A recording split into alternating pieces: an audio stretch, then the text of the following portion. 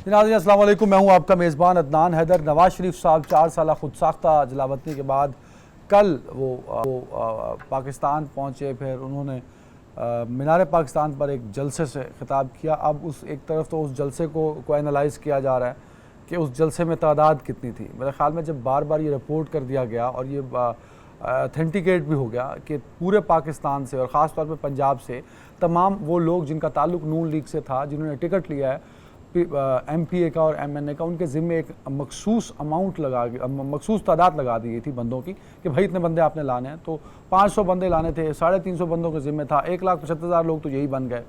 अब क्या मसला हम इसी पे ही फंसे रहेंगे कि भाई उसका जलसा बड़ा था कि नवाज शरीफ साहब का बड़ा था।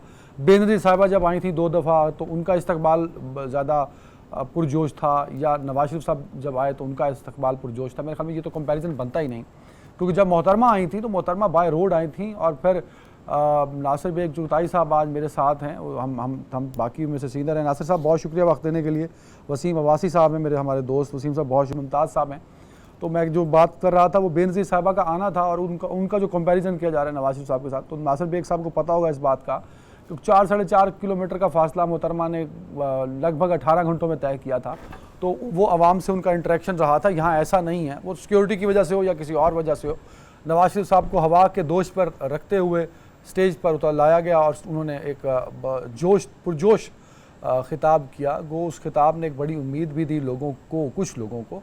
और यस, जब नवाज शरीफ खिताब कर रहे थे तब एक बड़ा मजमा हम कह सकते हैं कि वहाँ मौजूद था। लेकिन जलसे से पहले जलसा, आवाम के अंदर एक चार्ज्ड हो जाना, वो नज़र नहीं आया। उसकी वजह यह है कि एक दिन पहले मैं ख़ुद उस जलसा गाह में रहा और 5 घंटे मैंने अंदरून शहर में, 6 घंटे अंदरून शहर में पैदल वॉक करते हुए गुजारे। और बड़े अरसे बाद इतनी लंबी वॉक की और मेरे कदम थक गए, मैं ख़ुद थक गया। तो मुझे कोई एक भी चेहरा ऐसा नहीं मिला अंदरून शहर में, नौजवान चेहरा ख़ास तौर पे, जिसने कहा हो कि उसकी उम्मीदें नवाज शरीफ से हैं और वो बड़ा पुरजोश है नवाज शरीफ के आने पे।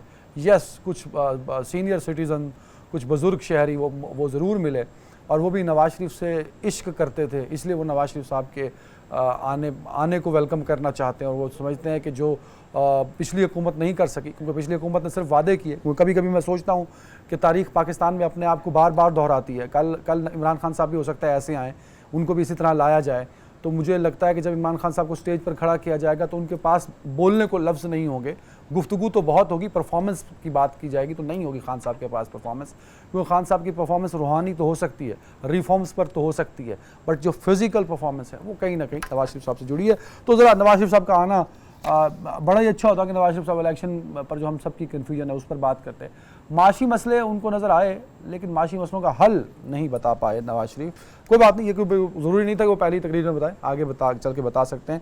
नासिर बेग चुगताई साहब, सर कल से बहुत बोल चुके होंगे आप इस इशू पे, लेकिन ये बताइए कि नवाज शरीफ साहब बड़े मुतहर्रिक है सर। आज भी उन्होंने अपने रहनुमाओं से मुलाकात की, फिर कल वो मरी की तरफ जा रहे हैं। और जब भी नवाज शरीफ साहब मरी गए हैं, या वो मुश्किल वक्त के लिए रिलीफ लेने मरी पहुँचे हैं, या अच्छा वक्त आने की प्लानिंग करने के लिए मरी जैसे पुरफिजा मकाम पे गए हैं, तो एक तो वो मरी शिफ्ट हो रहे हैं 3 दिनों के लिए। तो ज़रा बताइए क्या देख क्या रहे हैं अगले कुछ दिनों में आप सर?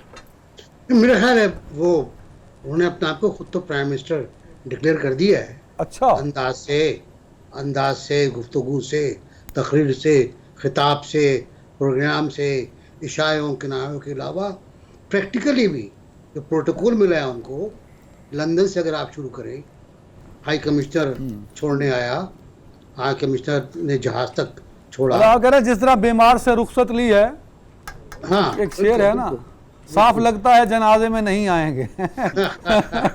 तो नवाज शरीफ का अंदाज बता रहा है कि वो वजीर आजम है। वो अंदाज बता रहा है, वो नारे बता रहे हैं, प्रोग्राम बता रहा है और खारजा पॉलिसी बता रही है। अच्छा, खारजा पॉलिसी, या गुड पॉइंट, हाँ ये अच्छा पकड़ा खारजा पॉलिसी के पड़ोसियों से लड़ना कोई अच्छी बात नहीं है, इससे तरक्की नहीं होती है। कश्मीर का मसला बावकार तदब्बुर के साथ हल किया जाए। अब ये तो वो कहेगा ना जो खारजा पॉलिसी होल्ड कर रहा हो, वो जो खारजा पॉलिसी चला रहा हो। और मुझे लगता है कि ये दोनों जुमले माफ कीजिएगा, मुझे वापस ले जा रहे हैं कारगिल की तरफ कि नवाज शरीफ साहब वही हैं जो कारगिल पे थे। उनका जहन मैं वही समझ है। नहीं पाया ये बात आपकी, जी ये समझ नहीं पाया आपने नवाज शरीफ को कारगिल वाला नवाज शरीफ क्यों बना दिया? यही कि उनका जहन नहीं बदला, वो बदल के नहीं आए, उनमें कोई तब्दीली नहीं आई। और उनका जो शेर है, मैं बड़ा नाकिसुल अकल इंसान हूँ। आपका मतलब कारगिल से मुराद वो बर्फपोश पहाड़ हैं या उन बर्फपोश पहाड़ों के बीच में वो किरदार हैं जो अल्टीमेटली सियासतदानों से जुड़े होते हैं? मतलब क्या मतलब समझा रहे हैं कि नवाज शरीफ अगर उसी का वो किरदार हैं, वो पॉलिसियां हैं, वो एक डेफिनेट पॉलिसी है towards glasnost, towards friendship with India. अच्छा, with respect to India, To but India. on board with the establishment, on board with, अच्छा, विद इस्टेब्लिशमेंट। ये है फिर तिजारती ताल्लुकात के बारे में बात है कि तरक्की कैसे होगी। बिल्कुल सही बात है, ताल्लुकात तिजारती हो। कश्मीर का मसला तदब्बुर से हल किया जाए। अब वो आप बाद में पूछ लीजिएगा तदब्बुर से मुराद क्या है, पुरवकार से मुराद क्या है। क्या 5 अगस्त को भूल जाएं? क्या वो पॉलिसी जो हमने 5 अगस्त के बाद से अख्तियार की थी उसको हम भूल जाएं? कुछ ले और दे पर तो मामला चल सकते हैं ना सर भाई। 370 और 35 में से कोई एक हम रिवर्स कर रहे हैं। क्या देंगे अदनान, और क्या लेंगे आप? लेने को तो खैर दुनिया पड़ी हुई है, देने का क्या है? देने का ये है कि जो आपका बयानिया था सर, वेरी राइट, बिल्कुल ठीक है। अली मुमताज साहब का वो और कहते इनकलाबी हैं का कि वो आपने में चौंका। बिल्कुल ठीक है, फर्स्ट इंप्रेशन जो है वो बड़ा इंपॉर्टेंट होता है। नवाज शरीफ की एंट्री जो है बड़ी जानदार किस्म की बना दी उन्होंने। लग नहीं रही थी, मतलब आप भी यहाँ आते, मैं भी यहाँ था, लेकिन जब वो आए तो पता लगा कि एक महान हीरो जो है उसने अपनी एंट्री की है। अच्छा, मेरा पहला सवाल आदत से मजबूर तो चूँकि आपने सवाल पूछा, लेकिन मुझे भी आपसे एक सवाल पूछना है क्योंकि आपके सवाल में एक चीज़ क्लियर नहीं है। ज़रा वो वाजे कर दें कि एंट्री बना दी किसने बना दी? नवाज शरीफ ने बना दी। जिसने इमरान खान बनाया था। अदनान हैदर नहीं डरता। जिसने इमरान खान बनाया था, इमरान खान को जिसने जुल्फिकार अली भुट्टो बनाया, देखें इमरान खान की ना बात ना आप करें, रुके वो आप तो रुके, बांद्रे के जिसने वर्ल्ड नवाज कप शरीफ में- बनाया, वो तो बांद्रे के वर्ल्ड कप जिसने में अली मुमताज को ये मौका दिया कि वो टीवी स्क्रीन पे बैठे। यूं ना करें, आप मुझे इनकलाबी तो- हैं और देखिए- एंकर पे मजबूरियां डाल दें, ये नहीं हो सकता अली लेकिन आपने साहब। जब जवाब दे दिया मैंने बताया कि आपको। जिसने इमरान खान को भाई बनाया, मैं कायम हूं अपने लेकिन बात अगर पे। इमरान खान अली को भाई जिसने बनाया, हाँ, जिसने तो बनाया, फिर ये है कि ये सवाल आगे के जो हैं ये इसका कोई मतलब नहीं रह जाता, मकसद नहीं रह जाता कि फिर ये सोचना या पूछना ही गलत है या बताना ही गलत है कि नवाज शरीफ ने कल जो कहा उसमें खारजा पॉलिसी की बात की, उसमें महंगाई की बात की, उनकी एंट्री कैसे हुई, उन्होंने कितने तहम्मुल से बात की, उन्होंने एक बतौर प्राइम मिनिस्टर बात की, वो अपने आप को अभी से प्राइम मिनिस्टर बनाए बैठे हुए हैं। क्योंकि फिर फैसले तो कहीं और होने हैं और जहाँ फैसले होने हैं फिर वहीं पर फैसले होने हैं, और जब फैसले होने हैं तो फिर ये 35-40 अरब रुपया खर्च करके इलेक्शन के प्रोसेस में जाने की तो ज़रूरत ही नहीं है। कल नवाज शरीफ साहब आए तो वहाँ आगे उनके इस तरह से हर कोई बिछा चला जा रहा था कि जो बादशाही मस्जिद में जब उनका हेली उतरा जो कि जहांगीर खान तरीन साहब का था supposedly, तो वहाँ पर उनको हाई टी का उनके लिए इंतज़ाम किया गया था, और वो हाई टी का इंतज़ाम पंजाब हुकूमत ने उनके लिए किया था। और पंजाब हुकूमत ने लाहौर के एक 5 स्टार होटल में फोन करके पहली दफा हुआ नहीं देखें, नहीं नवाज शरीफ साहब एक कॉन्विक्ट है ना, अगर उनकी कन्विक्शन गलत है, उनको सजाएं गलत हुई हैं, ये तो अदालत फैसला करेगी। जिस तरह हमने फांसी जमानत को मान लिया, अदालत ने अब जब अदालत ने उनको फांसी जमानत अदालत में तोशाखाना में इमरान खान साहब को जेल भेज दिया और फिर सजा को मुअत्तल कर दिया, वो भी हमें मानना है। कोर्ट डिसाइड ना भाई, तो कोर्ट्स नहीं डिसाइड करना है ना। लेकिन मैं ये कह रहा हूं कि अभी तक तो वो कन्विक्टेड है ना, ये कोर्ट्स का ही फैसला है, मैं उसी को लेकर चल रहा हूं कि वो कन्विक्टेड हैं। चूंकि वो कन्विक्टेड हैं तो क्या इस तरीके से वहां पर हमारे हाई कमिश्नर उन्हें सेंड ऑफ करेंगे? क्या फिर यहां पर जिस तरीके से वो आए, पहुंचे, हेली पे लाए गए, फिर उसके बाद जो उनके लिए जो सिक्योरिटी के इंतजाम, पुलिस की गाड़ियां वहां पर जलसे में मौजूद लोगों को पानी सप्लाई कर रही थी, और इसके बरक्स इसी साल सन 2023 में इसी वेन्यू पे जब पीटीआई का जलसा होता है तो फिर लेवल प्लेइंग फील्ड की जब बात होती है तो फिर जरा बड़ा दिल करे ना, सिर्फ ये ना कहें कि मैं अब किसी से कोई बदला नहीं लूंगा, कि मेरी एक और सोच है, अब अप्रोच है। तो वहां पर वही पुलिस की गाड़ियां जब 25 मार्च 2023 को पीटीआई का जलसा था, कंटेनर्स लगा लगा के रास्ते बंद कर रहे थे, रुकावटें खड़ी की जानी थी, और ये सुनी सुनाई बात नहीं है, मैं उसको खुद आई विटनेस हूं। और कल की भी जो बातें हैं कि जो कल पुलिस जिस तरह से पानी सप्लाई कर रही है, वहां पे वॉशरूम्स अवेलेबल किए गए हैं, ये भी हम सब ने देखा है, किसी और ने नहीं, कि किस तरीके से उनको फैसिलिटेट किया जा रहा है। पहले भी ऐसे होता था ना यार सर, जो पहले होता रहा अगर वो गलत होता रहा है, मैंने सुनामी अपनी आंखों से देखा है 2011 वाला। बेग साहब मैं एनसीए का स्टूडेंट था, बिल्कुल सही बात वो है। सुनामी पहले भी ऐसा होता रहा है, सर पहले भी होता था, तो इसके अब बाद भी होता रहेगा। तो अली साहब तो को बस फिर ये बहस ही हमारी जो है वो फजूल है कि नवाज शरीफ साहब आए तो आप कैसे आगे आए। बढ़े ना, हाँ, वसीम से बात करें। आगे बढ़े। वसीम भाई, नवाज शरीफ साहब ने अपनी तकरीर करके क्या इलेक्शन का बेग साहब तबल बोलते हैं ना, तबल बजा दिया।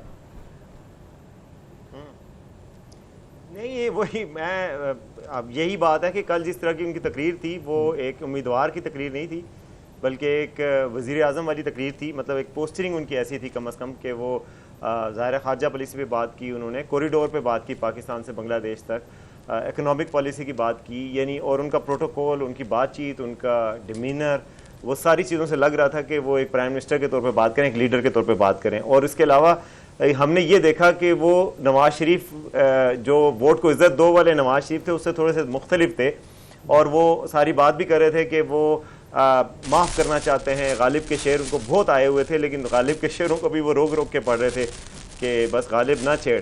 तो वो गालिब को नहीं कह रहे थे, सबको कह रहे थे कि ना छेड़ें उन्हें, और बस जितना बर्दाश्त हो सकती है वो करेंगे और आगे लेके चलेंगे। आइन के मुताबिक एक की वर्ड था, वो एक धमकी देनी थी उनको ताकि मुज़ाहमत का तासुर पैदा हो।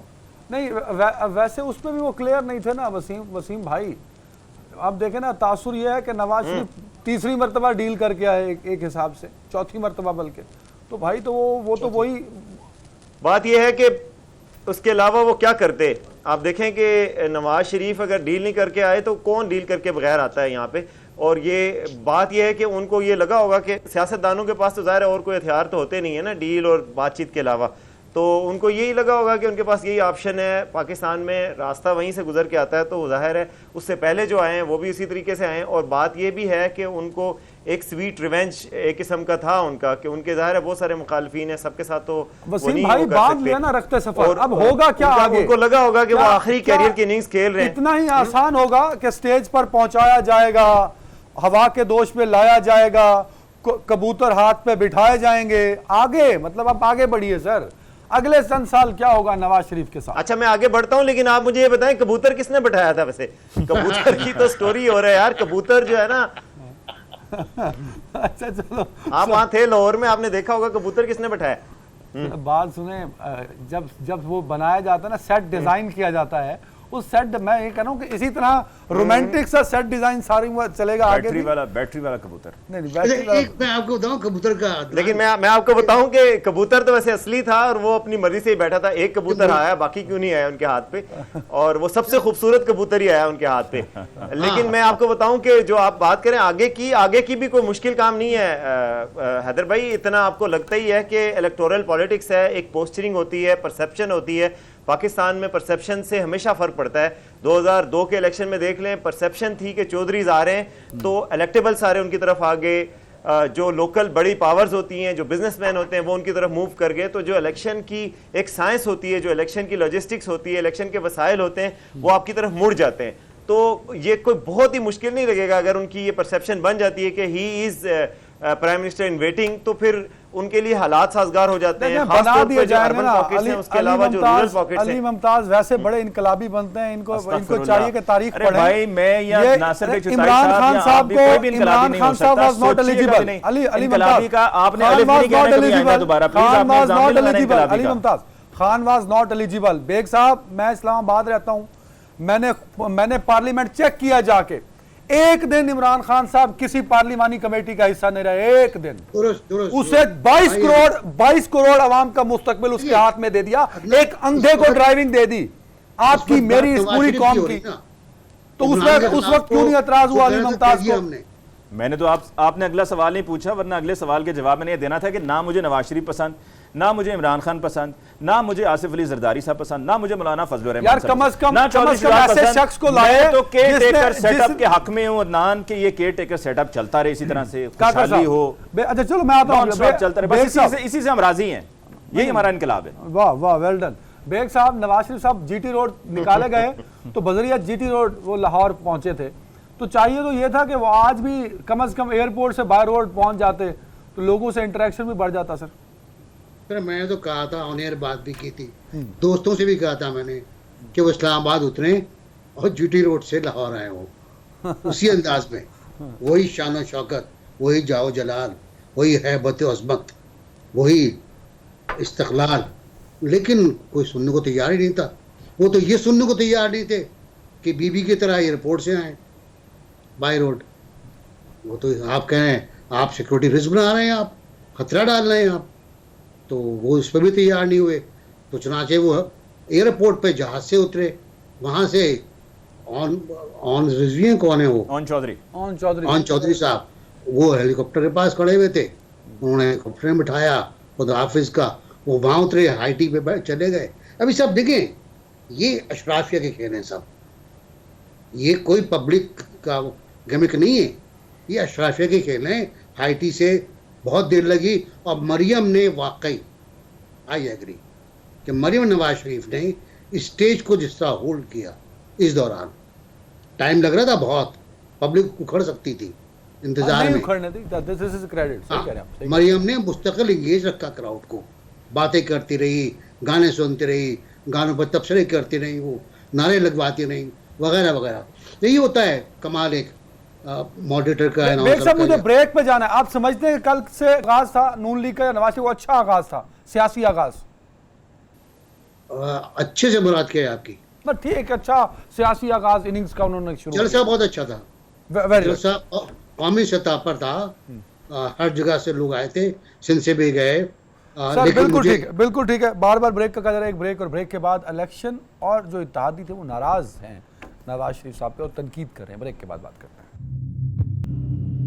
Welcome back. वसीम साहब, नवाज शरीफ के लिए जो बड़ा चैलेंज है वो ऑफ कोर्स इतना बड़ा प्रोटोकॉल और सारी चीज़ें, बट कहीं ना कहीं हमने जब भी बड़ी मजबूत तारीख है पाकिस्तान की, हमने जब भी कानून भी तोड़ा है ना तो वो भी कानूनी तरीके से तोड़ा है हमने। तो कानूनी जो होती है ना वो हर्डल्स, उनको आपको कहीं ना कहीं अबूर ज़रूर करना होता है। तो क्या आप समझते हैं कि जो वक्त है इलेक्शन का वो है, आप कंसिडर कर लीजिए कि हम इलेक्शन कमीशन की बात पर कामिल ईमान रखते हैं और जनवरी के आखिरी हफ्ते में इलेक्शन करा देंगी, अगर उसको आप सामने रखिए तो लगभग कुछ 2.5 महीने का अरसा है, क्या इस सब में ये जो कानूनी रुकावटें हैं नवाज शरीफ साहब की वो पूरी कर पाएंगे सर? जी बिल्कुल, आपको शायद याद होगा 2018 में जो कानूनी रुकावटें आई थी उनके हक में, वो भी तकरीबन इतने ही टाइम फ्रेम में आ गई थी। फटाफट जो है वो जुलाई में उनको सज़ा हो गई थी और मेक श्योर किया गया था कि इलेक्शन से पहले पहले सारा कुछ हो जाए।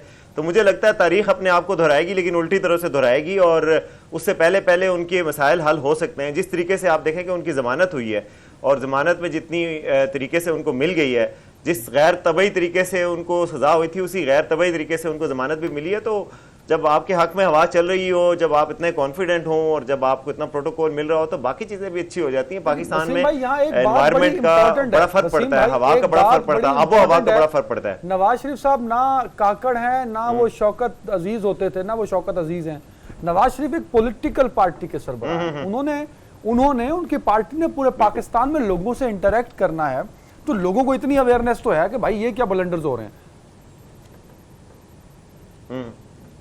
नहीं, लोगों को यह भी अवेयरनेस है कि इनसे पहले क्या ब्लंडर हुए हैं। आप देखें ना, आप तारीख कल से तो नहीं शुरू हो रही ना, आज से हो रही है। आप 2018 में जो ब्लंडर्स हुए हैं वो भी तो मद्देनजर रखें ना। ये तो जो रॉन्ग्स थी उनको राइट किया जा रहा है, जो पहले गलतियां हुई हैं उनको ठीक किया जा रहा है, और जो आज गलतियां हो रही हैं शायद 2025 में 27 में वो ठीक होंगी। तो बहरहाल ये निज़ाम भी सबके सामने है, जिस तरीके से सजाएं हुई थी उसी तरीके से गलत होंगी और लोगों को समझ आ जाएगी, क्योंकि लोग बहुत बाशऊर हो चुके हैं। लोगों को ये समझ है कि निज़ाम काम कैसे करता है, कैसे सजाएं होती हैं और कैसे वो सजाएं ख़त्म होती हैं। क्योंकि सजाएं अगर लीगल ग्राउंड्स पे जाएं तो बहुत ज़्यादा कोई सॉलिड ग्राउंड्स पे नहीं है। मॉनिटरिंग जज लगे हुए थे, जिस तेज़ी से हुई थी, जो जजेस के एतराफ़ात भी आए थे, जो मरहूम जज साहब हैं फोत भी हो गए, उनके एतराफ़ात भी हैं। तो सारी चीज़ें सामने। मरियम नवाज एक केस में क्लीन चिट भी ले चुकी हैं, तो प्रेसिडेंट सामने है। उस केस में तो ज़्यादा मीट नहीं लगता कि वो बहुत ज़्यादा देर स्टे करेगा। तो ये टाइम तो मेरे ख्याल में एम्पल टाइम है।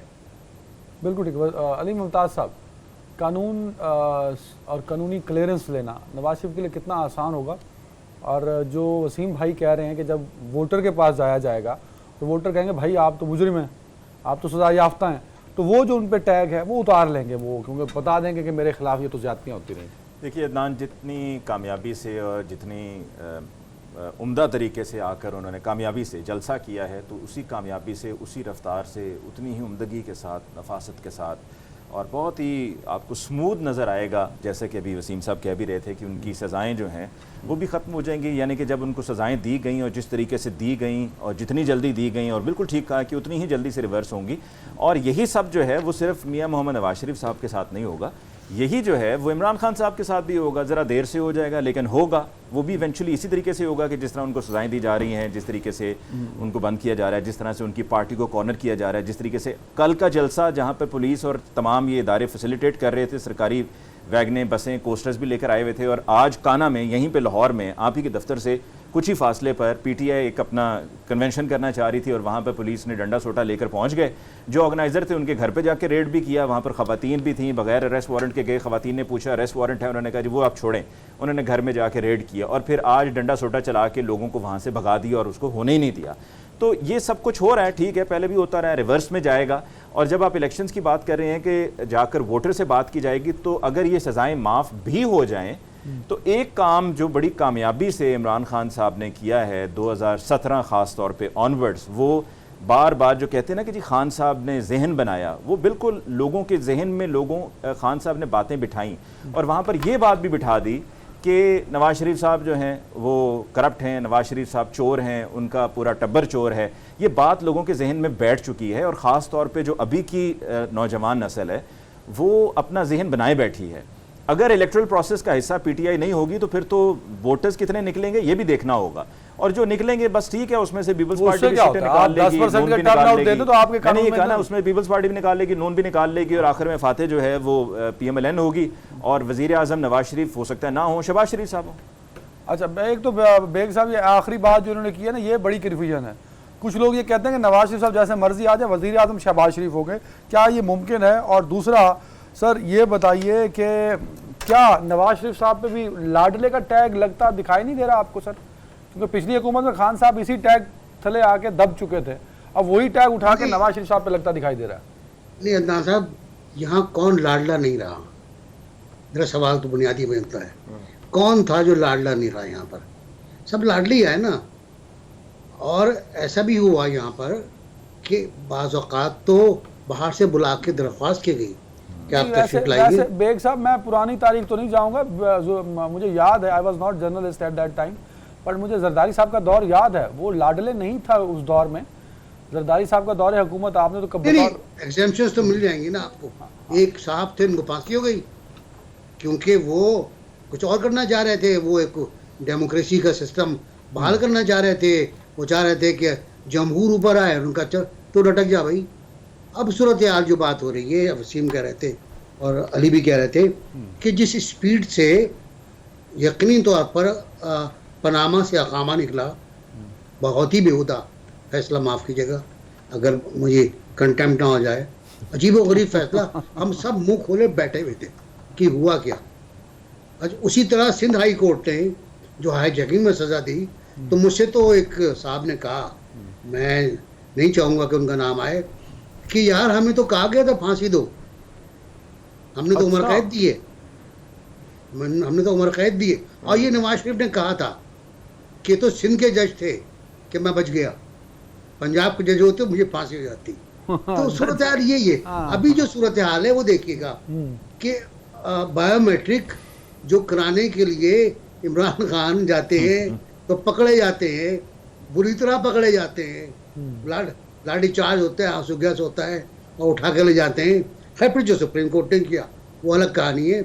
यही बायोमेट्रिक नवाज शरीफ साहब का भी होता है, वो कितनी प्यार से होता है, आप देखें कितना ग्रेसफुल होता है, कितना खूबसूरत होता है कि कमरा है, एयर कंडीशन कमरा है, एक अफसर आया हुआ है, कंप्यूटर रखा हुआ है, उनका अंगूठा रखा हुआ है उसके ऊपर।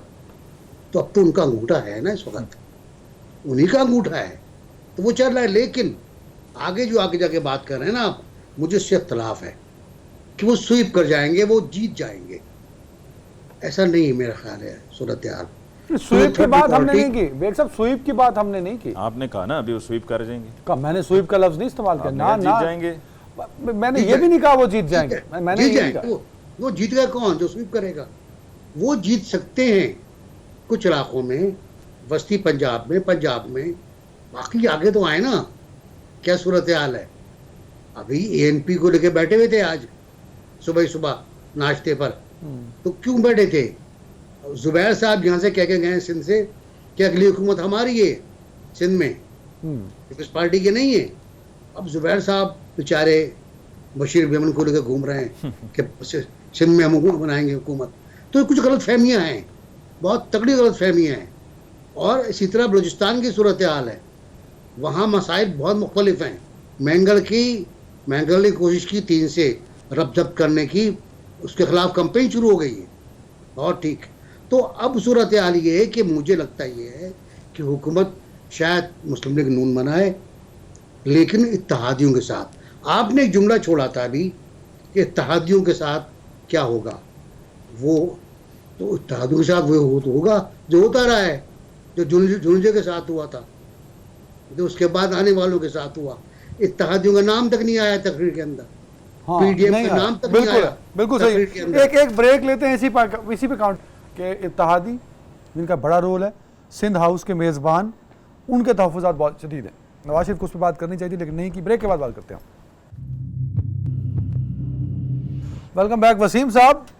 पीपल्स पार्टी तो बहुत बड़ी इत्तेहादी थी, शहरा तो पीपल्स पार्टी के सर जाता है कि पीडीएम बनाई पीपल्स पार्टी ने, फिर सारी मूवमेंट लीड की। इवन जब तहरीक अदम एतमाद थी तो उसको होस्ट किया सिंध हाउस में पीपल्स पार्टी ने। बट अब तो लेवल प्लेइंग का मुतालबा सबसे ज़्यादा पीपल्स पार्टी करती फिर रही। जी बिल्कुल, पीपल्स पार्टी मेरा ख्याल है कल के जलसे के बाद भी काफ़ी नर्वस होगी। उनको लग रहा है कि उनका उनकी जो अप्रूवल रेटिंग है जहाँ पे होनी चाहिए वहाँ पे नहीं है, और अवाम में तो चलो जो होगी, लेकिन उनको शायद ये तशवीश लाहक हो गई होगी। और कल से भी ये लग रहा है, उससे पहले भी थोड़ा सा नर्वसनेस नज़र आई है। और सिंध में भी ख़ास तौर पे जब MQM के साथ मीटिंग्स हो रही हैं नून लीग की, तो इसलिए वो इनसिक्योरिटी का शिकार है। वैसे तो आपको पता है कि उन्होंने कोशिश की थी कि जनूबी पंजाब में इन रोड्स बनाई जाएँ, और वहाँ पे आके बात भी की थी, लेकिन शायद वो भी जहांगीर तरीन साहब की पार्टी बनने के बाद तहरीक इस्तेकाम पाकिस्तान, उनके लिए वहाँ पे भी मुश्किलात हैं। तो जाहिर है पीपल्स पार्टी इस वक्त परेशानी का शिकार जरूर होगी। आपको पता है पीडीएम का हिस्सा पीपल्स पार्टी कभी भी नहीं रही, वो पीडीएम का जो पहला इजलास बुलाया था पीडीएम बनाने के लिए, वो बिलावल भुट्टो ने उसको होस्ट किया था। वो इस्लामाबाद क्लब के पास एक प्राइवेट होटल में वो इज्तिमा हुआ था। मुझे लगता है, मुझे याद पड़ता है कि आप भी शायद वहां पे थे, मैं वहां था।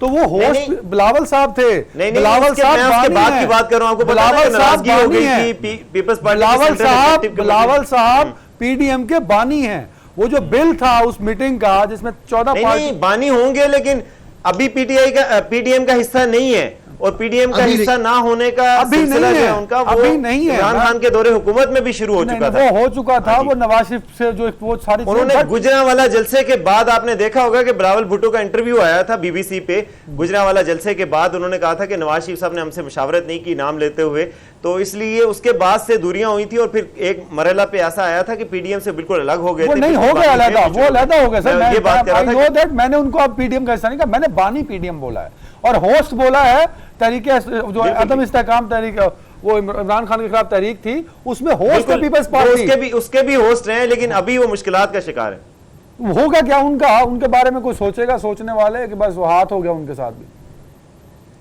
मैं तो अब कुछ भी नहीं कर सकता अदर भाई। अच्छा। मेरे बस में होता तो मैं जरूर सोचता, क्योंकि जाहिर है वो एक पुरानी जमात है, वफाक की जमात है। अब कल बयान भी उनका आया था कि जो उनकी तरफ से भी जलसे की कंडमनेशन बिल्कुल पीटीआई के बराबर ही हो रही थी, और वो कह रहे थे कि ये मुजरिम है। मुझे बड़ी हैरत हुई है कि वो अब उनको पता चला कि मुजरिम है, जब पूरी वजारतें ली हैं, जब उनके साथ हुकूमत बनाई है, साथ रहे हैं, तो 13 अगस्त तक मुजरिम नहीं थे, अब एकदम मुजरिम हो गए। तो ये भी थोड़ी सी उनकी वो नजर आ रही है, लेकिन उनके नर्वसनेस बज़ाहिर बिल्कुल ऑब्वियस नजर आ रही है। सिंध की हद तक बहरहाल मैं समझता हूं कि फिर भी पीपल्स पार्टी को नुकसान पहुंचाना इतना आसान नहीं होगा। पिछली दफा भी कोशिश की गई थी जीडीए बनाकर पीपल्स पार्टी पीटीआई को वोट्स देके, पीटीआई को कराची में कामयाब करके, लेकिन उसके बावजूद पीपल्स पार्टी ने बहुत स्ट्रॉन्ग होल्ड बना रखा है अंदरूनी सिंध में, और ये काफी मुश्किल होगा। अब तो कराची में भी उनकी पॉपुलैरिटी थोड़ी बढ़ चुकी है। Very good. अच्छा बेग साहब, ये तो आप मेरे ख्याल में मानते हैं इस बात को कि नवाज शरीफ साहब क्राउड पुलर हैं, तो क्राउड पुलर होने के साथ साथ अली मुमताज साहब हंस पड़े हैं। अली मुमताज बाद में कितना मजाक कर लेते हैं। अच्छा चलो, आप इसका कॉमेडी में जवाब दे दीजिएगा, बट अभी तो मैं बेग साहब की तरफ जा रहा हूँ। बेग साहब ये बताएं, क्राउड पुलर के साथ साथ आपको बयानिया भी देना होता है, वो ज़रूरत है ना लोगों को कि हम किस नैरेटिव पे चलेंगे, प्लान क्या होगा, बयानिया क्या है। तो वो क्या नवाज शरीफ साहब को कल तक तो ये बात नहीं क्लियर हो सकी कि उनका बयानिया क्या है, नया बयानिया, वोट को इज्जत दो और एहतसाब के बाद। मैं एक बात वसीम की बात करूं कि तहरीक-ए-एतमाद बुनियादी गलती थी। जो भी लेकर आया इमरान खान के खिलाफ, नवाज शरीफ साहब एग्री क्यों हुए, पहले एग्री नहीं थे, एग्री क्यों हुए, वो भी गलती थी, बड़ी गलती। चलने देते यार, क्यों चल रहा था। नहीं बेग साहब ये क्या बात करें, अगर तहरीक-ए-इस्तेकाम ना आती और इमरान खान साहब वज़ीर-ए-आज़म रहते तो कबूतर ने कैसे बैठना था हाथ पे? नहीं, कबूतर तो बेनज़ीर के पास ही बैठा था, कबूतर इमरान खान के पास भी बैठा था। ये कबूतर का जो है ना, वो एक अलामती निशान होता है कि इसकी हुकूमत आने वाली है। लेकिन ये कबूतर बेचारा बड़ा मजलूम था जो कल बैठा हुआ था। मुझे लग रहा है कि अच्छा, अब ये बात जहाँ तक 2018 के इंतखाबात की है, तब भी यही हुआ था। लेकिन नासिर साहब, कबूतर में भी फर्क होता है। ये वाला कबूतर डिफरेंट लग रहा था, मुझे बता ना, कमजोर लग रहा था, कमजोर लग रहा था मुझे वो। तो अब 2018 में अटेम्प्ट हुई पीपल्स पार्टी की, सिंध के अंदर बुरी तरह नाकाम हुई। इस बार वसीम ने बिल्कुल सही कहा कि कराची में बड़ा इनरोड किया पीपल्स पार्टी ने, बड़ा काम किया है। बलूचिस्तान में क्या होगा ये भी देखना है। केपी में देखें, अदनान साहब पीटीआई की मकबूलियत को कम करके पेश ना करें। नंबर 1, पीटीआई एक बड़ी पार्टी है, हमने बहुत खिलाफ बात की है, नाअहली पर बात की है, हमने उनकी कमज़ोरी पर बात की है, हमने ये बात की है कि वो नालायक लोग थे, हमने ये बात की है कि उन्होंने जो वादे किए रिफॉर्म्स के वो पूरे नहीं किए, अवाम का बड़ा गरक कर दिया, महंगाई कर दी, IMF से वादा शिकनी की, वो सैकड़ों बातें, सैकड़ों प्रोग्राम है, मैंने की उनके खिलाफ बातें। लेकिन मैं ये नहीं कह सकता कि पीटीआई की वोट खत्म हो गई। नहीं, ऑन ग्राउंड पीटीआई सबसे बड़ी जमात है सर, और मुस्लिम लीग को पीटीआई से मुकाबला करना होगा, ये तय बात है, ये बिल्कुल तय बात है। और ये बात बिल्कुल दुरुस्त है कि जो जहाँ है वहीं पर रहेगा, उसको वोट वहीं मिलेंगे, आगे नहीं मिलेंगे। और फिर एक बार नया पीडीएम बने, जो भी बने वो बनेगी, और नया इत्तेहाद बनेगा और एक मखलूत हुकूमत गालिबन आएगी। अगर ये रिजल्ट है तो ठीक है, अदरवाइज कोई रिजल्ट आता है तो फिर आरटीएस की बात होगी। वेरी राइट, वो फिर बैठ गया। अच्छा, वेरी राइट।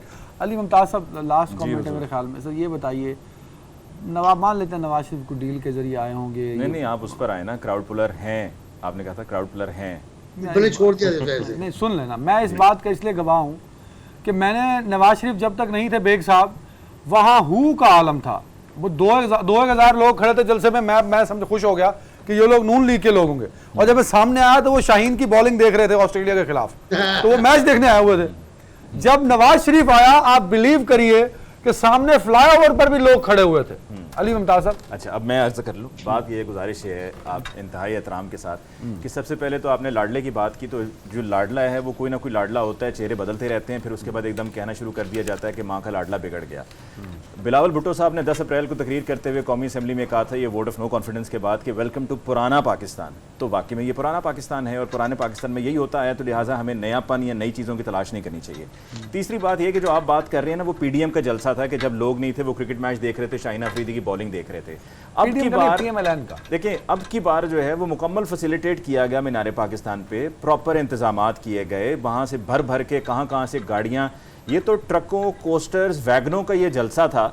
और लोग जो आ रहे थे उनसे आप पूछें कुछ तो उन्हें नहीं समझ कि वो कहाँ जा रहे हैं, बस उनको 1000 रुपया मिल रहा है, साथ में उन्हें बिरयानी मिल रही है, किसी को 800 मिल रहा है, किसी की अगर जरा अच्छी जुगाड़ लग जाएगी तो 2011 का सुनामी इसी तरह था। नहीं, देखिए फर्क है ना, कल वहां पर लोग जो थे वो बस आप समझें कि लाशें थी, यानी कि वो बेजान लोग थे, उनको कुछ समझ नहीं आ रही थी। पीटीआई के जलसों में इसमें बड़ा फर्क है, बड़े इन्वॉल्व होते हैं। आपने भी कुछ देर पहले कहा था कि मरीम नवाज साहिबा ने स्टेज होल्ड किया, उनको करना पड़ा क्योंकि जिस किस्म का आपका क्राउड था वो निकल जाना था। ये अगर यहीं पर पीटीआई का जलसा होता तो जब तक खान साहब ना आते क्राउड ने नहीं हिलना था। सही बात।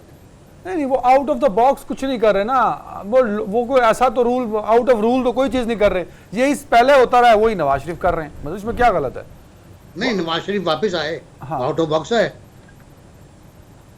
सर उसी तरह आया ना जिस तरह सबको लाया गया। वो मरीम नवाज साहिबा का एक क्लिप भी है ना, बूट साफ करने पड़ते हैं, लेटना पड़ता है, ये करना पड़ता है, वो करना पड़ता है, वो क्लिप है, आपको सुनवा देता हूँ फ़ोन में अगर आपके। ठीक है, आप सही कह रहे हैं, बिल्कुल। अच्छा वसीम भाई, लास्ट कमेंट है, ज़रा फ़ोन से बाहर निकल के बताइएगा कि क्या नवाज शरीफ साहब ने जो डील की है और जो बेग साहब बात कर रहे हैं मखलूत हुकूमत की, क्या नवाज शरीफ साहब ने कबूल कर लिया वो एक कमज़ोर वज़ीर आज़म के तौर पर वो मुल्क चलाएंगे और वो रहेंगे इस मुल्क के अंदर एक कमज़ोर वज़ीर आज़म के तौर पर? अच्छा तो ये होता है कि मुझे वैसे बहरहाल डाउट है कि नवाज शरीफ, मुझे बहरहाल डाउट है कि नवाज शरीफ ये एक कमजोर वज़ीर आज़म के तौर पे, कमजोर इस लिहाज से तो जरूर के जाहिर है जिस तरह कल उन्होंने मुफाहमत की बात की तो किसी हद तक तो उन्होंने स्पेस जो है सीड की है, लेकिन उसके अलावा जो आप कह रहे हैं कि मखलूत के हवाले से मुझे तो डाउट है। वो चाहेंगे कि एक मजबूत हुकूमत बने जिसमें वो अपना एजेंडा, जो कि कल उन्होंने फॉरेन पॉलिसी का एजेंडा बताया, इकोनॉमिक एजेंडा बताया, रीजनल रिलेशनशिप के बारे में बताया, तो वो अपना एजेंडा आगे बढ़ा सकें।